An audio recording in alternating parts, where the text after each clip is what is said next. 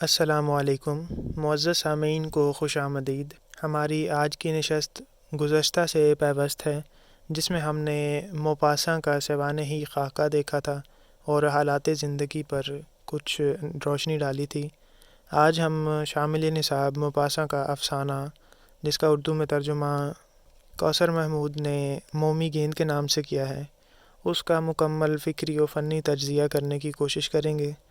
اور کوشش رہے گی کہ امتحانی نقطہ نظر سے جو اہم ترین معلومات ہیں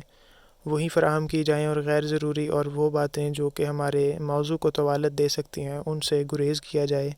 کیونکہ یہ جو افسانے ہیں اگر ان پر صرف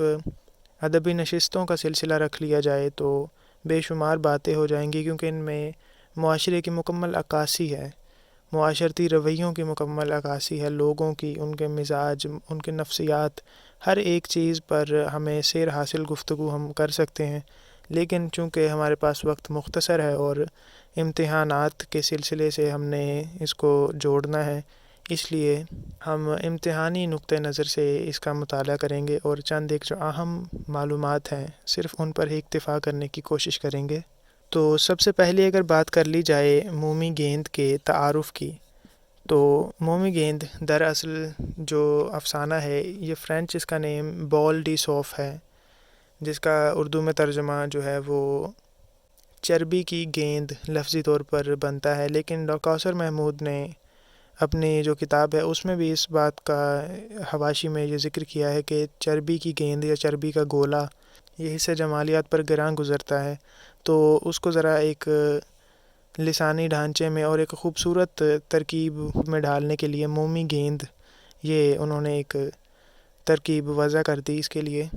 مومی گیند دراصل 1870 اور 71 میں ہونے والی فرینکو پروشین جو جنگ ہے اس کے پس منظر میں لکھی جانے والی کہانی ہے۔ فرینکو پروشین جنگ جو ہے یہ دراصل پروشیا یعنی جرمنی اور جرمنی کے ایک علاقے اور فرانس کے درمیان لڑی گئی تھی، جس میں فرانس کو بالآخر شکست کا سامنا کرنا پڑا اور جرمن جو فوجیں تھیں وہ فاتحین قرار پائیں۔ تو اس جنگ کی وجوہات، اگر وجوہات پر بات کی جائے تو کوئی خاص اس کی وجوہات نہیں تھیں، صرف ریاستی تنازع اور ان دونوں ریاستوں کے جو حکمران تھے ان کے درمیان جو چپکلشیں اور رنجشیں تھیں، صرف اسی کی بنا پر یہ جنگ چھڑ گئی اور دونوں ملک اس کی لپیٹ میں آ گئے۔ تو اس تناظر میں یہ جنگ تقریباً 1 سال چلی اور 1871 میں یہ ختم ہو گئی۔ تو یہ کہانی اس جنگ کے پس منظر میں موپاسا نے لکھی۔ اب اگر ہم اس کے موضوعاتی مطالعے یا اس کا جو فکری پہلو ہے اس کی طرف آئیں تو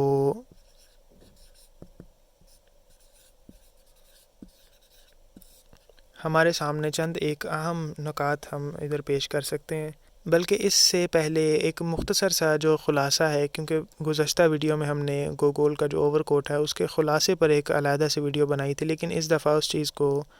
ترک کیا جا رہا ہے اور بالکل ایک مختصر سا خلاصہ پیش کرنے کی ادھر کوشش کرتے ہیں کہ دراصل فرینکو پروشین جنگ کے پس منظر میں یہ کہانی لکھی گئی ہے، جس میں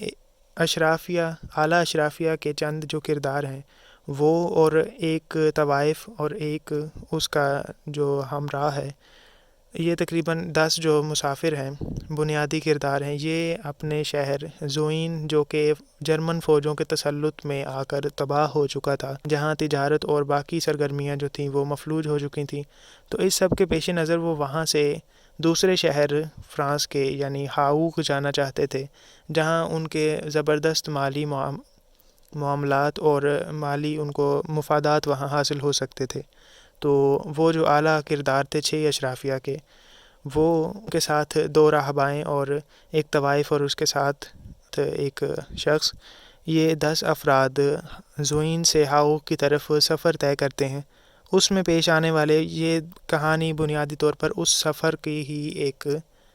داستان ہے، اس سفر میں پیش آنے والے مختلف واقعات اور ان کی منظر نگاری اور جزیات نگاری سے افسانہ نگار نے بے شمار معاشرتی، نفسیاتی اور سیاسی پہلوؤں پر نظر ڈالی ہے، جن پر ہم انشاءاللہ آگے گفتگو کرتے ہیں۔ تو سب سے پہلے جو افسانہ نگار ہیں وہ کرداروں کا تعارف کرواتے ہیں، اور پھر اس کے بعد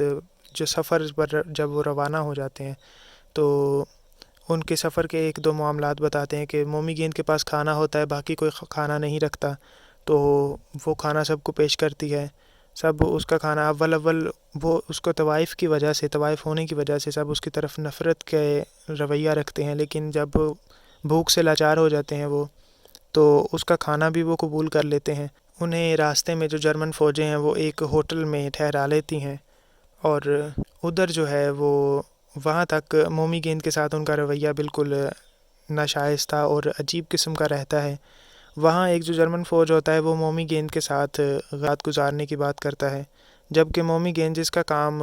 جو کہ ایک طوائف تھی اور یہی اس کا کام تھا، لیکن غیرت ملی اور چند دوسرے اسباب کے پیش نظر وہ اس فعل پر راضی نہ تھی۔ تو باقی جو تمام ہمراہی تھے، تمام جو ہم سفر تھے، انہوں نے اسی چیز کو اپنی نجات جانا کہ مومی گیند کو کسی طرح قائل کر کے ہم اس افسر کے پاس بھیج دیں تاکہ ہم جلدی آگے پہنچ جائیں۔ تو وہ مومی گیند کو سب اپنے اپنے طریقے سے، اپنے طریقہ کار سے، اپنی چالاکی اور مکاری سے وہ مومی گیند کو قائل کر لیتے ہیں آخر کار اس قبیح عمل پر، یہاں تک کہ جو مذہبی راہبائیں ہیں وہ اس کو خدا کی خوشنودی کا ایک کام تک کہہ دیتی ہیں۔ تو خیر اس کے بعد جب وہ یہ کام وہ عمل کر لیتی ہے تو اس کے بعد انہیں وہاں سے جانے کی اجازت مل جاتی ہے۔ تمام جو لوگ ہیں وہ سواری پر سوار ہو چکے ہوتے ہیں، لیکن جب مومی گیند واپس ان کے پاس آتی ہے تو وہ سب اس سے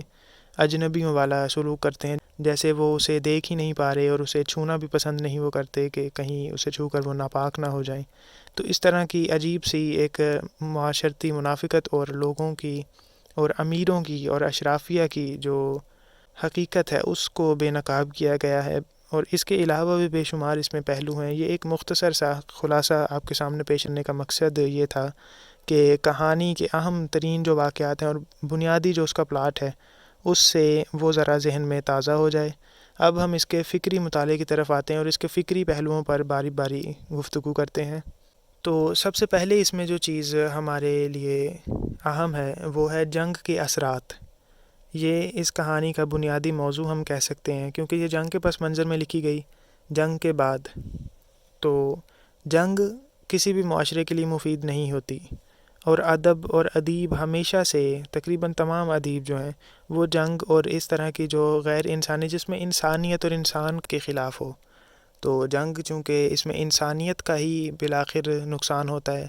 تو یہ ایک طرح کی مذمت بھی ہمیں اس میں ملتی ہے جنگ کے خلاف۔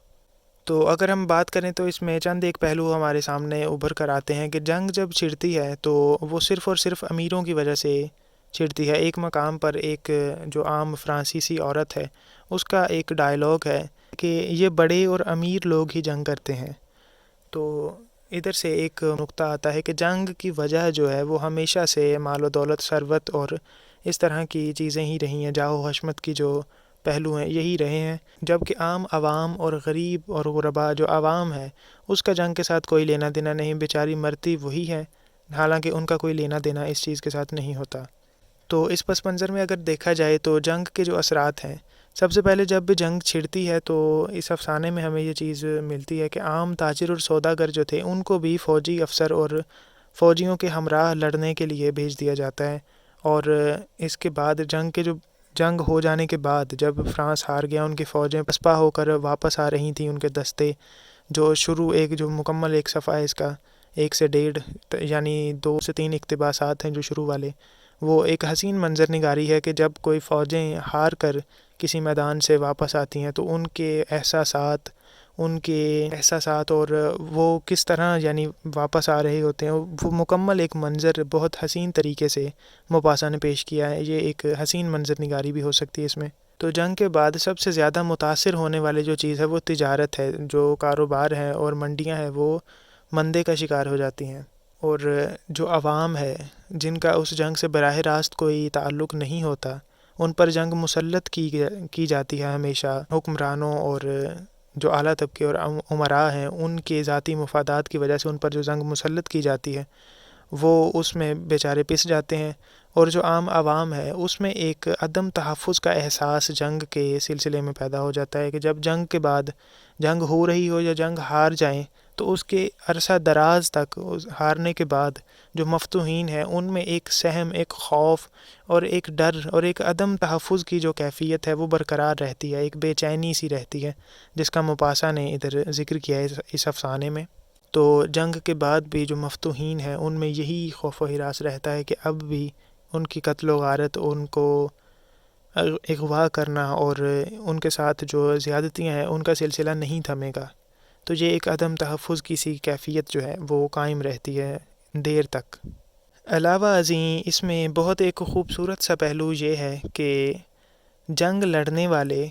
جو فوجی ہیں، چاہے وہ فاتحین ہو یا مفتوحین ہو، بالآخر دونوں ہی انسان ہوتے ہیں، اور انسان کی جو نفسیات ہے وہ ہمیشہ سے برابر رہی ہے، یعنی ایک دوسرے سے مشابہت رکھتی ہے۔ تو یہاں ایک پہلو ہے کہ فاتحین اور مفتوحین جو ہیں ان کے درمیان ایک خوبصورت سا تعلق پیدا ہو جاتا ہے۔ عرصہ دراز کے بعد جب آہستہ آہستہ وہ ایک دوسرے میں رہنا شروع کر دیتے ہیں تو انہیں محسوس ہوتا ہے کہ یہ جن سے ہم ڈر رہے تھے، جن سے ہمیں خوف آ رہا تھا، یہ دراصل یہ بھی انسان ہیں، ہماری ہی طرح ان کی بھی فیملیز ہیں، ان کے جو خاندان ہیں جن سے یہ بچھڑ کر اتنی دور ہمارے پاس آ گئے ہیں۔ تو ایک اپنائیت کی سی جو کیفیت جنگ کے بعد بن جاتی ہے، اس کا بھی اس افسانے میں بڑا خوبصورت سا بیان ہمیں ملتا ہے۔ اور اگر اس کو اسی چیز کو دوسرے پہلو سے دیکھا جائے تو جو جنگ لڑنے آتے ہیں فوجی، جو کہ ظالم ان کو کہا جاتا ہے اور ان کی مذمت کی جاتی ہے کہ یہ قتل و غارت پھیلاتے ہیں اور یہ ظالم لوگ ہوتے ہیں، دراصل اگر ان کے پہلو میں جھانک کر دیکھا جائے تو وہ بھی انسان ہیں، ان کے سینے میں بھی ایک دھڑکنے والا دل موجود ہوتا ہے، جس میں ان کے خاندان، ان کے بیوی بچوں اور ان کے وطن اور وہ جو پیچھے چھوڑ کر آئے ہیں اس سب کی محبت ہوتی ہے۔ تو جب آہستہ آہستہ جنگ جیتنے کے بعد جرمن اور فرانسیسی فوجیں آپس میں رہنا شروع کر دیتی ہیں ایک دوسرے کے ساتھ، تو ان سے گھل مل جاتے ہیں۔ عام انسان یعنی جس طرح دوست ہوتے ہیں،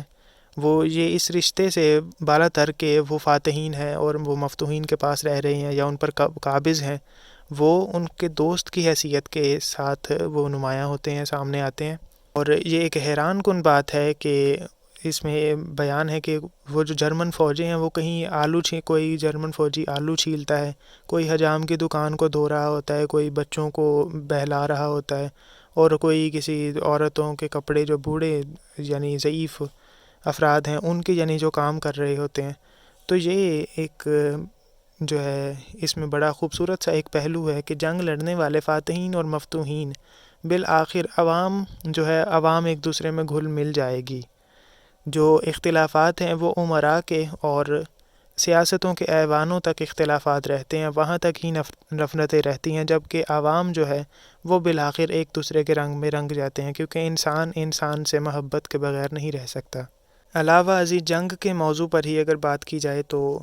اس میں ہمیں یہ ایک پہلو ملتا ہے کہ جنگ کے متعلق عوام میں ایک نفرت جو پائی جاتی ہے اس کا بھی اظہار وہ کرتے ہیں، اور بالخصوص عورتوں میں یہ چیز زیادہ ہوتی ہے کہ وہ جنگ اور اس طرح کی جو جتنی بھی مذموم سرگرمیاں ہیں ان سے وہ نفرت کرتے ہیں عوام۔ تو یہ تمام جو چیزیں تھیں، یہ ہم نے جنگ کو بنیادی موضوع بنا کر جنگ اور جنگ کے اثرات، یہ ہماری ایک شاہ سرخی بن سکتی ہے۔ تو اس کے آگے یہ جتنی بھی ہم نے باتیں کی ہیں یہ اس کے مکمل اس افسانے میں پائی جانے والی نکات کہہ سکتے ہیں ہم۔ اس کے بعد جو دوسرا ہمارے پاس اہم موضوع آتا ہے، ابھرتا ہے ہمارے سامنے، وہ ہے معاشرتی منافقت اور امیروں کا اور اشرافیہ کا رویہ۔ اب یہ جو افسانہ ہے اس میں اول تا آخر بے شمار مثالیں ایسی ہیں، یا یوں ہم کہہ سکتے ہیں کہ اس افسانے میں منافقت اور سماجی حقیقتیں جو ہیں اور لوگوں کے اور اشرافیہ کے جو اخلاق رذائلہ ہیں ان کی حقیقت نگاری اس میں کی گئی ہے، اور افسانے میں شروع سے آخر تک جو ہے ایک فریب کاری اور دھوکہ دہی، چال بازی، مکاری اور منافقت کی ایک جو فضا ہے وہ شروع سے لے کر آخر تک قائم ہے اس افسانے میں۔ تو اس میں جو بنیادی کردار ہیں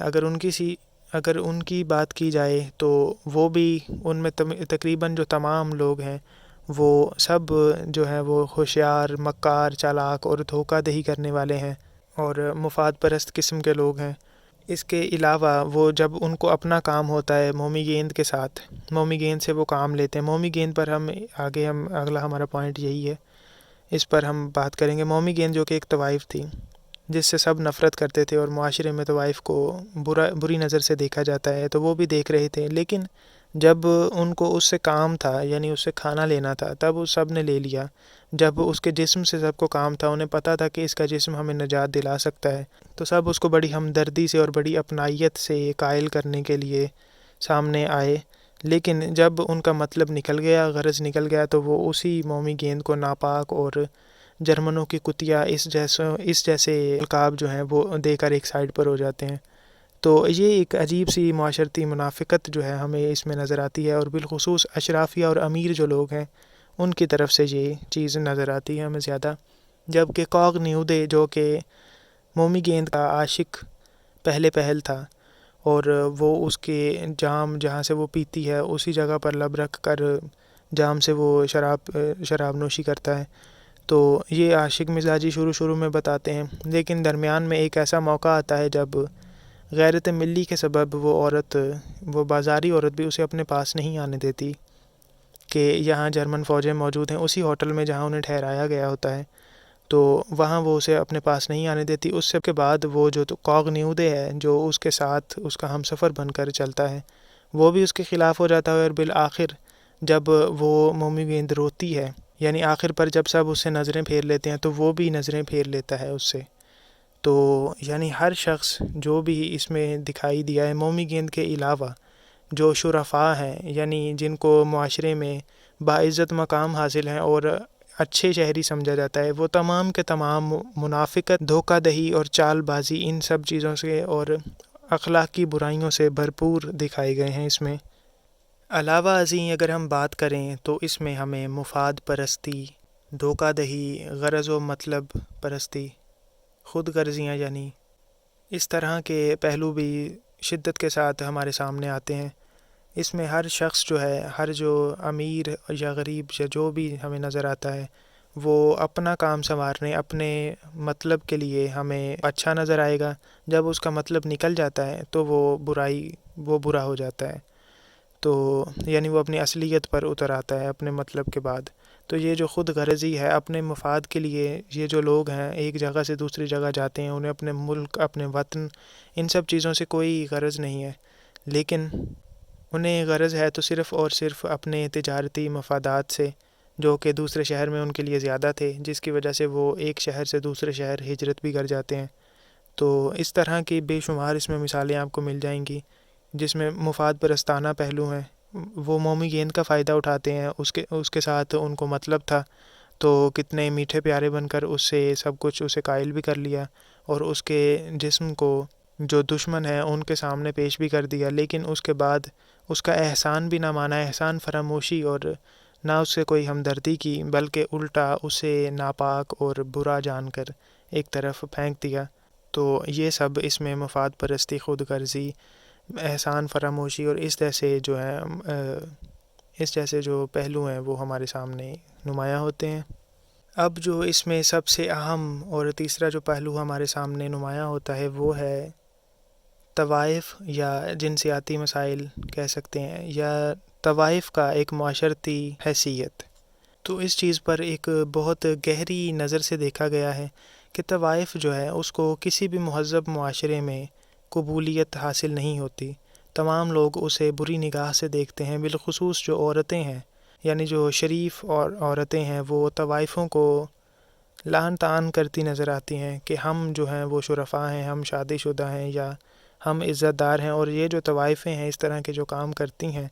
یہ غلط اور بری عورتیں ہیں۔ تو یہ تقریباً تمام ہر مہذب معاشرہ جو ہے وہ اسی نظریے کا قائل ہے کہ جو طوائف ہے وہ بری عورت ہے، غلط عورت ہے۔ لیکن اس افسانے میں موپاسا نے اس سے برعکس نظریہ ہمارے سامنے پیش کیا ہے کہ اس میں جتنے بھی کردار دکھائے گئے ہیں سب کے سب اخلاقی طور پر برائیوں سے بھرپور ہیں، یہاں تک کہ مذہبی جو دو کردار ہیں وہ بھی مذہب کو اپنے مطلب کے لیے استعمال کرنے والے دکھائے گئے ہیں، جبکہ صرف اور صرف دل کی اچھی، اخلاق کی اچھی اور ہر لحاظ سے جو اچھی ہے وہ صرف اور صرف یہی ایک طوائف، یعنی الیزابتھ جس کا نام مومی گیند ہے۔ وہ ایک اور اہم پہلو اس میں جو نمایاں کرنے کی کوشش کی گئی ہے کہ معاشرہ جو ہے وہ ویشیا یا طوائفیں ہیں، ان کو عورتیں ہی تسلیم نہیں کرتا، عورت کے مقام سے ہی اسے گرا دیتے ہیں کہ یہ بری عورت ہونا یا اچھی عورت ہونا یہ ایک علیحدہ معاملہ ہے، مرد بھی برے ہوتے ہیں، مرد بھی اچھے ہوتے ہیں، لیکن طوائف کا جب نام آتا ہے تو اسے عورت اور نسوانیت کے درجے سے ہی گرا دیا جاتا ہے، یہاں تک کہ اسے انسان کا درجہ بھی اکثر اوقات نہیں دیا جاتا۔ تو یہ ایک اس پہلو پر موپاسا نے اس میں ایک گہری ہمارے لیے ایک لمحہ فکریہ پیدا کیا ہے۔ اس میں چند ایک مقامات پر وہ عورتوں کی، ایک عام عورت جو خود کو شریف اور شادی شدہ سمجھ کر کہ میں گھردار ہوں، میں عزت والی عورت ہوں، اور ایک طوائف اس مذموم کام میں، اس غلط کام میں جو لگی ہوتی ہے، ان کی نفسیات پر ایک طرح سے ایک گہرا نقطہ نظر پیش کیا ہے۔ اس میں چند ایک مثالیں اگر ہم دیکھیں تو ایک مقام پر موپاسا اس میں لکھتے ہیں کہ اسے بھی، یعنی وہ جو مومیگین تھی الیزابتھ، اسے بھی باقی جو عورتیں ہیں ان کی طرح چٹخارے دار کھانے پسند تھے۔ تو اس کے بعد جب آگے بات آتی ہے کہ فوجی آمریت اور حکومت کے متعلق ایک جگہ بات ہوتی ہے، تو تب بھی جو باقی جو چیزیں ہیں، باقی جو عورتیں تھیں جو خود کو عزت دار اور اس کو ایک غلط عورت تصور کر رہی تھیں، وہ بھی اس کی نفسیات اور اس کی پسند اور ناپسند کو اپنی پسند اور ناپسند کے بہت قریب پا رہی تھیں۔ یعنی وہ جو خود کو عزت دار سمجھتی ہیں عورتیں، جب طوائف کے ساتھ ان کا سابقہ پڑا اور اس سے گفتگو کرنے کا موقع ملا تو وہ اس طوائف کو، جسے عورت ہی نہیں سمجھتی تھی، وہ غلط عورت یا بری عورت تو ایک علیحدہ، اسے عورت سمجھا ہی نہیں جاتا معاشرے میں، اس ایک طوائف کو بھی انہوں نے اپنے ہم خیال پایا، یعنی اپنے جیسی ہی عورت انہوں نے اسے محسوس کیا، اس سے گفتگو جب کی۔ تو یہ ایک پہلو موپاسا نے ایک بہت خوبصورت اس میں رکھا ہے کہ اس چیز سے قطع نظر کہ وہ کیسی ہے، اس کا کام کیا ہے، وہ کس لیے یہ کر رہی ہے، وہ بالآخر طوائف ایک عورت ہی ہوتی ہیں، اور عورتیں چاہے وہ گھر کی عورت ہو یا باہر کی عورت ہو، عورت عورت ہے۔ تو یہ ایک پہلو اس میں نمایاں ہے۔ ادھر ایک جو نقطہ ہے، وہ ایک سائیڈ انفارمیشن وہ ذہن میں رکھ لیں کہ ہمارے جو اردو کے اکثر نقاد ہیں وہ منٹو کے استاد جو ہیں وہ موپاسا کو بتاتے ہیں، یعنی منٹو کا استاد جو ہے وہ موپاسا ہے اس سلسلے میں، یعنی ہمارے ہاں جو سعادت حسن منٹو کے نظریات ہیں وہ تمام کے تمام، اگر ہم کہیں کہ وہ موپاسا سے لیے گئے ہیں یا وہ موپاسا سے متاثر تھے تو یہ غلط نہ ہوگا۔ اگر ہم ادھر اب یہ جو ہم نے گزشتہ بات کی، ادھر ہم منٹو کا ایک جو قول ہے وہ بھی پیش کر سکتے ہیں کہ منٹو کہتے ہیں کہ ہر عورت ویشیا نہیں ہوتی، ویشیا یعنی طوائف نہیں ہوتی، لیکن ہر طوائف ایک عورت ہوتی ہے۔ تو یہ ایک منٹو کا قول ہے جو بالکل اس بات کے مصداق ہے، اور اس بات کو ادھر انہوں نے چند ایک جو مثالیں ہیں، یعنی وہ کھانے میں اور گفتگو میں جب وہ بات کرتے ہیں، ہم خیالی ان کی قریب ہم خیال پاتی ہیں ایک دوسرے کو، تو یہ چیزیں انہوں نے پروو کرنے کی، اس افسانے میں پریکٹیکلی پروو کرنے کی عملی طور پر کوشش کی ہے، اور کافی حد تک وہ اس میں کامیاب بھی ہوتے ہیں۔ اس چیز سے بالکل قطع نظر کہ وہ اس کا کام درست کر رہی ہے یا غلط کر رہی ہے، وہ جو بھی ہے اس کا پیشہ ہے، وہ جس وجہ سے بھی کر رہی ہے، ادھر ایک شعر شامل کیا جا سکتا ہے کہ کچھ تو مجبوریاں رہی ہوں گی، یوں کوئی بے وفا نہیں ہوتا۔ تو ہر کام میں، کائنات میں، دنیا میں کوئی بھی شخص کچھ بھی کر رہا ہے، اس کی کوئی نہ کوئی معقول وجہ ہوتی ہے، بلا وجہ کوئی بھی اس طرح کی مذموم حرکت میں پڑتا نہیں ہے۔ تو اس سب سے قطع نظر ہم نے صرف بات کی ہے کہ طوائف بھی ایک عورت ہے، اور اسے عورت کم از کم عورت اور انسان کے درجے پر رکھا جائے۔ اچھا برا ہونا ہر انسان کا ایک علیحدہ اس کے عمل پر دار و مدار رکھتی ہے یہ چیز، لیکن کم از کم اسے انسان اور عورت سمجھا اور تسلیم کیا جائے معاشرے میں۔ پہلو تو اس میں اور بہت زیادہ ہیں، لیکن اب ہم ایک دو اور پہلوؤں پر نظر ڈال کر بالکل اپنے ٹاپک کو بند کرنے کی کوشش کریں گے۔ اب جو ہمارے سامنے نئی سرخی آئے گی وہ حب الوطنی، ہم کہہ سکتے ہیں کہ اس افسانے میں حب الوطنی کا ایک درس دیا گیا ہے، اور حب الوطنی کو عوام میں جو اپنے وطن سے محبت ہے اس کو ظاہر کیا گیا ہے، یہاں تک کہ جو ایک طوائف ہے وہ اپنے وطن کی محبت، اپنے وطن کی لاج رکھنے کے لیے اپنے آشنا کو بھی غیر فوجوں کے سامنے اپنے قریب نہیں آنے دیتی، یعنی اس حد تک حب الوطنی دکھائی گئی ہے۔ اور ایک جو طوائف جس کا کام ہی مردوں کے پاس جانا ہے، وہ اپنے دشمن کو اپنا جسم پیش کرنے سے منع کر دیتی ہے، صرف اور صرف اس وجہ سے کہ وہ اس کا دشمن ہے۔ اور یہ ایک حب الوطنی کی ادھر بھی ہم مثال دے سکتے ہیں کہ اس حد تک عوام میں حب الوطنی ہو سکتی ہے۔ اس کے علاوہ بھی بڑی مثالیں ہیں کہ اپنی جانوں کے نذرانے کئیوں نے پیش کیے اس میں، تو یہ تمام چیزیں اس پہلو میں آ سکتی ہیں۔ علاوہ ازیں اب آخر پر ہم مذہب کو رکھ لیتے ہیں، مذہبی ادارے کا معاشرے میں کردار۔ اس چیز پر موپاسا نے بہت ہی حسین انداز سے بات کی ہے کہ جو مذہبی ادارہ ہے، مذہب ہے، اور مذہب کے جو ٹھیکیدار ہیں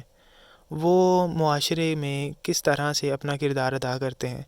تو اس میں 2 کردار جو ہیں وہ راہبائیں ہیں، یعنی 2 عورتیں، تو وہ مذہبی ادارے کی نمائندگی کرتی ہیں۔ جب مومی گیند جو ہے وہ حب الوطنی اور اپنی جو غیرت ہے اور عزت نفس ہے اس سے سرشار وہ جرمن فوجی کے پاس جانے سے انکار کر دیتی ہیں، اور تمام جو لوگ ہیں ان کے ہم سفر جو ہیں جو اپنے ذاتی مفاد اور اپنی جان بچانے کے لیے اسے قائل کرتے ہیں کہ آپ کو جانا چاہیے اس کے پاس، یہ ہم سب کے لیے بھی بہتر ہوگا، یعنی اس طرح کی باتوں سے اسے قائل کرنے کی کوشش کرتے ہیں اور پرانے واقعات سناتے ہیں کہ فلاں عورتوں نے بھی اس طرح بچایا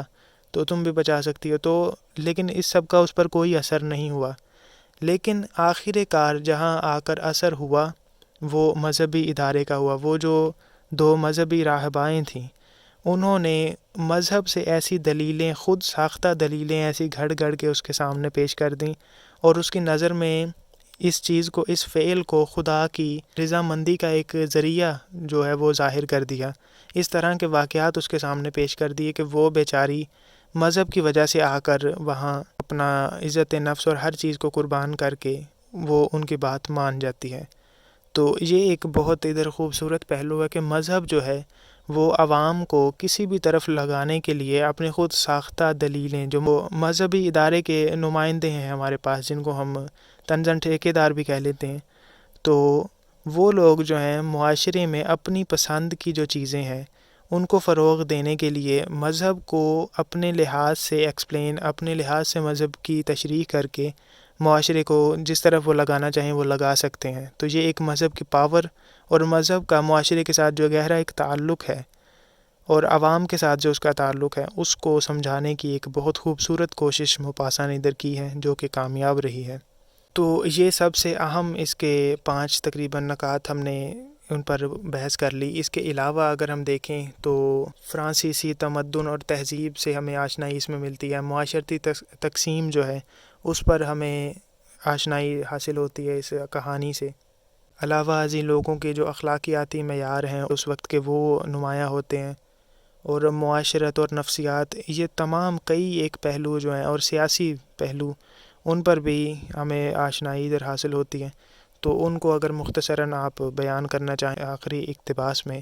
تو کر سکتے ہیں۔ تو یہاں تک ہمارے یہ میکسیمم آپ کہہ لیں کہ امتحانی لحاظ سے میکسیمم ہم نے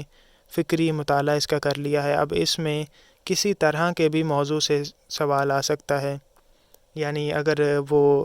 فکری طور پر موضوعاتی کوئی سوال آپ کے سامنے پیش کریں طوائف کے متعلق، تو کسی پہلو سے بھی ہو وہ آپ حل کرنے کے قابل اب ہو چکے ہوں گے انشاءاللہ، کیونکہ ہم نے مکمل کوشش کی ہے کہ ہر پہلو کو مکمل تفصیل کے ساتھ بیان کرنے کی کوشش کی جائے۔ اب ہم آگے بڑھتے ہیں اس کے فنی مطالعے کی طرف۔